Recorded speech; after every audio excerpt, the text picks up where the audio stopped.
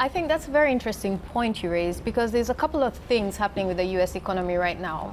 You have the effect of the fiscal stimulus, which is coming through with, as you said, earnings look robust, the consumer looks healthy, confidence is actually quite high in the US. But on the other hand, you have companies that are starting to see some of the pipeline pressures coming through on trade. So the two are offsetting each other right now. We've long argued that the trade is negative sum. It's not a zero-sum game. There's no winners or losers. Eventually, you will start to see the pressures coming through on inflation as companies are forced to pass through higher prices. Can I just sneak one more in there as well? Yeah, Before sure. I talk about the negativity of trade or the positivity of the dollar as well, what about the fact that the US economy is just growing at great guns at 4.2%, and these are domestic, dare I mention the words, Phillips curve type pressures on companies that were always going to happen regardless of all the other noise? I agree, and that's, I think, why the Fed has been quite persistent in hiking rates. Despite, the pressures that are coming through from the administration, they can see that the labor market is starting to get tight.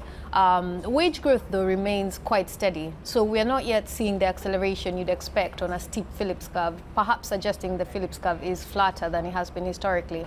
So there has been some anecdotal comments about the price hikes and how that plays out. And one report said that about 2/3 of manufacturing contacts in the Cleveland district raised their prices in September and early October, the fifth straight report where more than half of manufacturers in the district raised prices. So you can see that pressure coming in because of tariffs. If you have more rate hikes from the Fed, how does that stop the inflation side? Because this is almost a bottleneck side on the production capacity, isn't it, where you've got more manufacturing forced at home, less product coming in because of the barriers now at the border. The hikes from the Fed doesn't trim any of that, doesn't fix the situation, does it? Just adds to the pressure that some of the manufacturers are going to feel.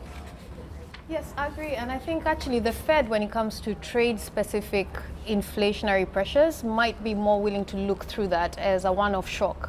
So you've had the tariffs and you will see an increase in prices, but it's unlikely to be persistent unless you see an escalation in the tariffs going forward. So I think that they might be a little bit more likely to look past. What they will focus on, though, is the underlying dynamics of the US labor market.